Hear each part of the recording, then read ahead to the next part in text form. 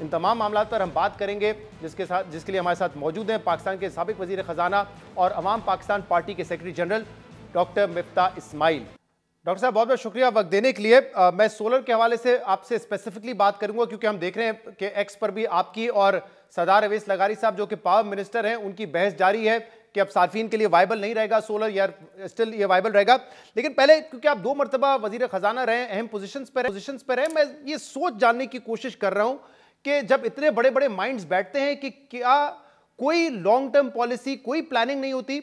जो अभी हमने बताया है कि 2015-16 में इतने सारे आईपीपीज लगे, कोई एलएनजी पे, गैस पे, तेल पे, कोल पे, और उसका क्रेडिट भी लिया गया कि देखें इससे जो लोड शेडिंग है वो खत्म हो गई। 2022 में पीडीएम हुकूमत आती है, यही शहबाज शरीफ साहब कहते हैं कि नहीं, अब इंपोर्टेड फ्यूल पे नहीं बिजली लगाएंगे, सोलर पे जाएंगे, 10,000 मेगावाट सोलर बिजली लगाएंगे।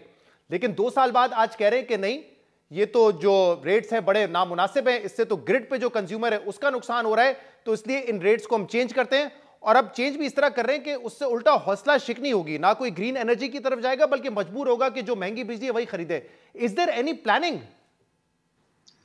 देखिए शहजाद, प्लानिंग तो आपको नजर आ गई ना कि आप पाकिस्तान में शौकत अजीज साहब जब वजीर आजम थे, उस जमाने से हमारे यहाँ एक मसला है जिसको हम कहते हैं सर्कुलर डेट। वो सर्कुलर डेट आज तक चल रहा है, वो बढ़ता आ गया, पैसे दिए जाते हैं, बढ़ जाता है, पैसे दिए जाते हैं, सर्कुलर डेट खत्म नहीं हुआ। और ये जो लोड शेडिंग का जब हम सोल्यूशन कर रहे थे तो मुस्लिम लीग के ज़माने में, या मुस्लिम लीग ने, किसी भी और हुकूमत ने, रेंटल पावर आए, पता नहीं क्या क्या नई नई चीज़ें आती थी। एक नया हर महीने कोई नया आदमी आ जाता था, कोई नया आइडिया दे देता था, सब पूरी हुकूमत उसके पीछे दौड़ जाती थी। फिर कुछ नया 2 साल बाद कोई और आइडिया आ गया, आप उधर दौड़ गए। आपने इतने पावर प्लांट्स लगाए, कभी भी एक्सटर्नल वायबिलिटी की स्टडी करी कि ये एक्सटर्नली वायबल है? ये बात मुझे पता है कि हर प्लांट जो था वो चाइना ने कहा था कि फीजिबल होना चाहिए, लेकिन वो रुपयों में फीजिबल था। लेकिन अगर इतने सारे प्लांट्स लगाओगे तो इतने सारे डॉलर्स चाहिए होंगे, और ये प्लांट्स अगर डॉलर्स जनरेट नहीं करेंगे तो हमारे पास डॉलर की शॉर्टेज हो जाएगी, फिर रुपया जो है वो डिवैल्यू होगा। वो भी हुआ आपके सामने। और फिर जब आपने रुपए को एकदम, एक ज़माने में जब 16-17 में ऊपर ओवर वैल्यूड रखा था, तो जब आपकी जो डिमांड भी बढ़ रही थी बिजली की, वो हाउस होल्ड की बढ़ रही थी, इंडस्ट्री की नहीं बढ़ रही थी। फिर आपका ग्रिड के अंदर नुकसान थे, उसको आपने कम नहीं करे। खान साहब आए, वो भी मजीद और प्रोजेक्ट्स लगा रहे थे। उसके बाद जो हम न्यूक्लियर प्लांट्स लगाते हैं, हम वो नहीं गिनते क्योंकि वो एटॉमिक एनर्जी कमीशन लगाता है, लेकिन वो भी वायबल नहीं होते। हमको ये समझ में नहीं आता कि पानी से बनने वाली बिजली अब दुनिया में महंगी तरीन बिजली, पाकिस्तान में महंगी तरीन बिजली माफ़ कीजिएगा हो गई है। जैसे सबसे महंगी बिजली पाकिस्तान में जो है वो नीलम झेलम है। वो हमने इसलिए लगाई थी मुशर्रफ साहब के ज़माने में कि कृष्ण गंगा बना रहा था हिंदुस्तान, तो हमने कहा इंडस वाटर ट्रीटी के तहत हमारा पानी ना रोक ले, तो हमने जल्दी से बना लिया। ना हम उसका पानी रुकवाना से रुक सके, ना उसका फ़ायदा हुआ, उसकी टनल कोलैप्स हो रही है। ये असल मसला ये है कि एक तो देखें, ये लोग इतने पढ़े लिखे, इतने समझदार नहीं होते, ठीक है वो सब कुछ है, लेकिन और हमारे ब्यूरोक्रेसी भी जो है ना, उसके अंदर भी कोई ऐसी इंटेलेक्चुअल डेप्थ नहीं होती है। To be very honest with you, एक आध कोई मिल जाए तो मिल जाए। जर्नलिस्ट होते हैं, कोई स्पेशलाइज नहीं होते। आपके पास लोग बैठे होते हैं, उनको किलोवाट और किलोवाट में फ़र्क नहीं पता होता। लेकिन मोस्ट इम्पोर्टेंटली, अगर अपने पैसे लगे हो ना किसी के, तो बहुत आदमी सोचता है बड़ा बड़ा कि यार 2 साल बाद। मुझे बताएं फिर डिटेल्स में जाने से पहले कि जैसे अभी हमने सुनाया, शहबाज शरीफ साहब ने कहा था कि हर घर में सोलर होना चाहिए, पंजाब ने तो बांटे भी है सोलर, और कहे 10,000 मेगावाट तक इसको लेके जाओ। अब जो चेंजेस किए हैं, क्या उसके बाद आपको लग रहा है कि सोलर इंसेंटिव रहा है कंज्यूमर्स के लिए? क्योंकि हम खुद एडवोकेट करते रहे कि 50% रिटर्न, यानी कि 2 साल में पे बैक पीरियड, ये बहुत कम है, इसको थोड़ा सा बढ़ाया जा सकता है। लेकिन अब ये तनकीद हो रही है कि जो नई पॉलिसी, और आप भी कर रहे हैं, कि उसके बाद ये वायबल नहीं रहेगा। क्या रहेगा? क्या इसका मतलब वो 10,000 मेगावाट खत्म हो गया, वो 2 साल पहले जो मंसूबे बनाए थे हमने? वो तो शहबाज साहब कह देते हैं बात ना कि भाई सोलर पर ना करो, सोलर पर ड्यूटी खत्म कर दो, सोलर पर ये कर दो। ये तो पीछे सोचना चाहिए ना, पीछे आपके पास क्या है, लेकिन उस बात को छोड़ दें।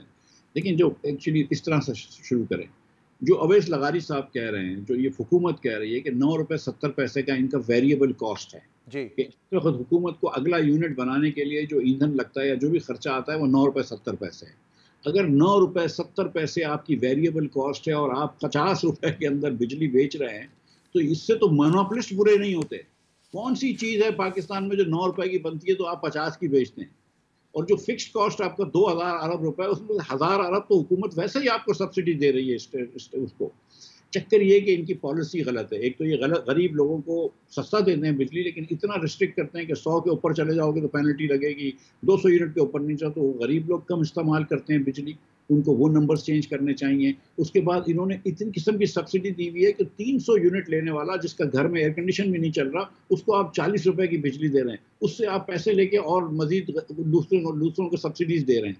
यार आप इस तरह प्राइस डिस्टॉर्शन नहीं कर सकते ना। दुनिया का एक उसूल होता है, इकोनॉमिक्स का एक उसूल है कि आप प्राइस डिस्टॉर्शन नहीं कर सकते, आप अपनी मर्जी की प्राइसेस नहीं कर सकते। आप अगर अमीर आदमी को या मिडिल क्लास लोगों को अगर आप 50 रुपए की बिजली देना शुरू करेंगे तो वो तो जाहिर है कि चले जाएंगे सोलर पे, मतलब वो और ये जो लेकिन एक तो फिर बताएं ना कि शॉर्ट टर्म में ये हल क्या था। अगर ये 27 रुपए रहने देते तो जाहिर सी बात है पे बैक पीरियड बहुत ही लुक्रेटिव होता है। जिसके पास पैसा है वो आसानी सोलर पे जा रहा है और वो 27 रुपए का यूनिट बेचता है, वो 55-56 का खरीदता है, तो उसके लिए तो ये फीजिबल है। लेकिन जो कंज्यूमर ग्रिड पर है उसके लिए तो नुकसान है, उसकी कैपेसिटी पेमेंट भी और बढ़ रही है और वो बेचारा जा भी नहीं सकता सोलर पे।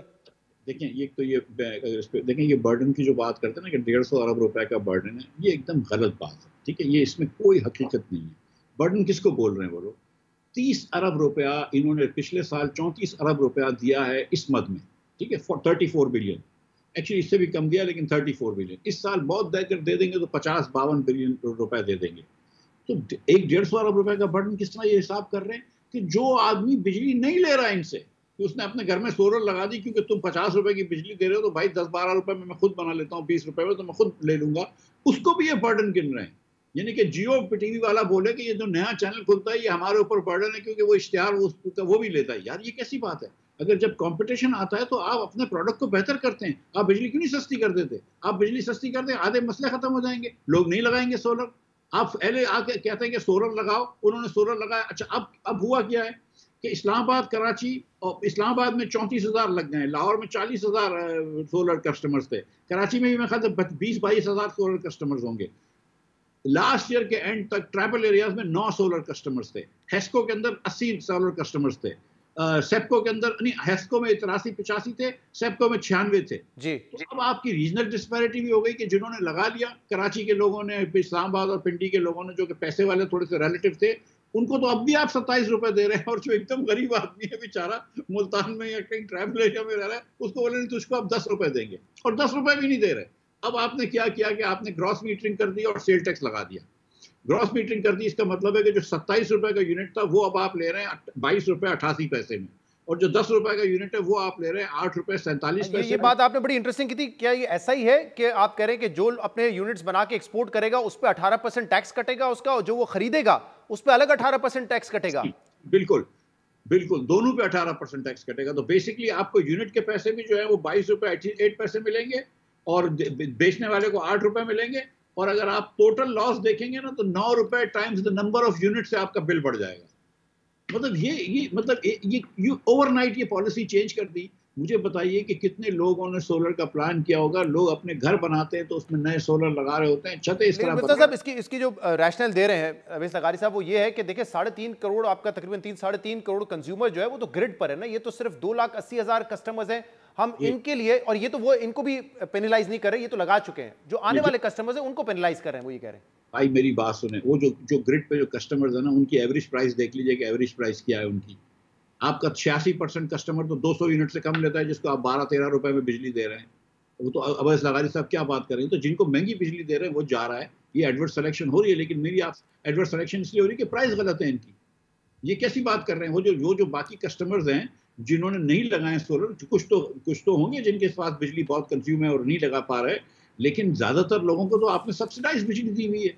तो एक अच्छा, दूसरी बात ये कि इनको ये लग रहा है कि यार ये 90 पैसे पर यूनिट कॉस्ट आ रही है क्योंकि आपने खरीदे हैं। देखें ये नंबर सुन लीजिए आप, इन्होंने खरीदे हैं 1.2 अरब यूनिट्स सोलर पैनल से, इन्होंने खरीदे हैं 1.2 अरब यूनिट, ठीक है। लेकिन टोटल यूनिट इन्होंने खरीद लें IPPs वगैरह से 115 अरब यूनिट। तो आपको 115 अरब यूनिट खरीद रहे हैं आप, लेकिन आपको ये 1.2 अरब यूनिट जिनको आपने वादा किया था वो बुरे लग रहे हैं।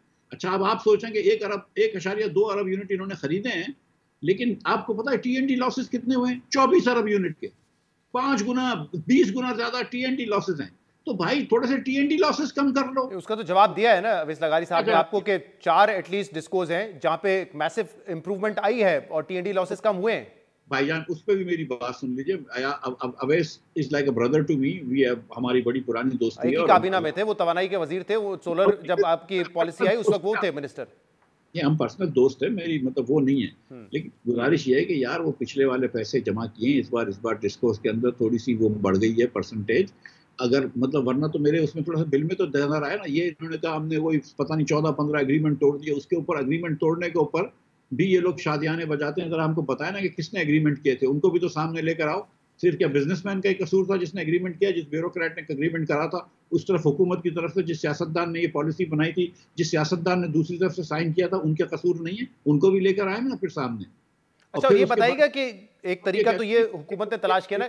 जी जी प्लीज। हाँ, एक बात सुनिए, जब ये चीजें हो गई, अगर तो ये रियल सेविंग्स हैं तो फिर मेरे बिल में नजर आना चाहिए ना। आपको आपने जो 34 अरब रुपए दिया सोलर वाले को, वो तो उसके पेट में तो आपको बहुत दुख रहा है कि 34 अरब दे दिया। लेकिन अगर आपने कहा है कि मैंने 68 अरब रुपए बचाए, मतलब पता नहीं 700 अरब में से जो TND लॉसेस होते हैं, तो वो मेरे बिल में नजर आए, वो तो नहीं आया। आपने IPPs कम किया, मेरे बिल में नजर आए, वो तो नजर नहीं आया जी। अच्छा, हमने ये पूछा था कि आपने जो रीनेगोशिएशन की है या रीसेटलमेंट की है और 1400-1500 अरब रुपए आप कह रहे हैं और उसका इंपैक्ट भी आप कह रहे हैं कि आएगा, तो वो आया नहीं। तो उन्होंने कहा मैंने ट्वीट किया और आया है इंपैक्ट, 5-5.5 रुपए का इंपैक्ट आया है।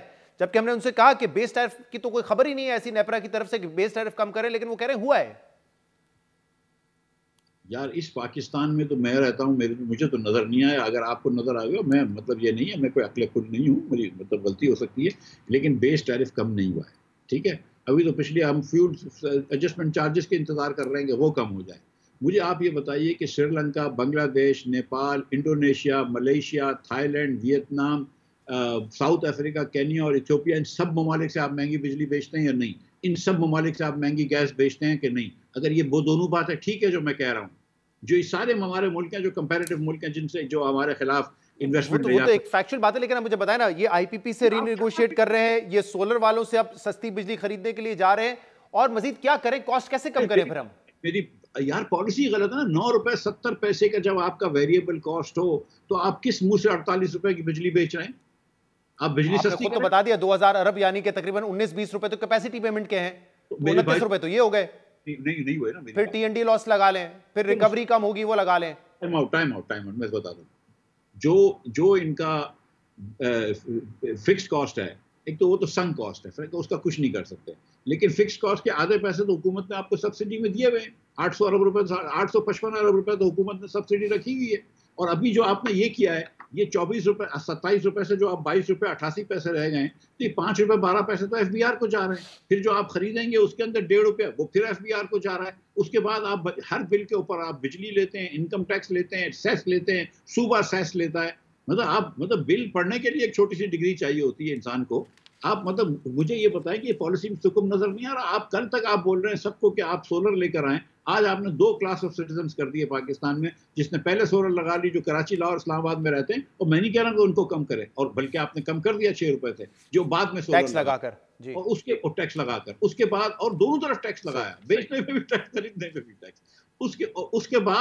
उसके बाद अब आप कह रहे हैं कि अब हम सोलर नहीं लगाएंगे। ये अब मैं आपको बताऊं शहजाद, देखें सच्ची बात ये है, लास्ट कमेंट जी, कि जब मोबाइल फोन आए थे ना, तो PTCL की मोनोपोली थी, तो हमने Etisalat को बेच दी थी। PTCL खत्म हो गया। देखिए मोबाइल फोन आगे नहीं, रुक नहीं सकता। कुछ अरसे बाद मैं आपको बताऊं, सबके घरों में सोलर होगा, छोटी छोटी बैटरियां होंगी, और ग्रिड का काम जो होगा ना, वो एक दूसरे का डिस्पर्शन होगा। ये खदशा है कि लोग ऑफ ग्रिड पे चले जाएंगे। बहुत बहुत शुक्रिया।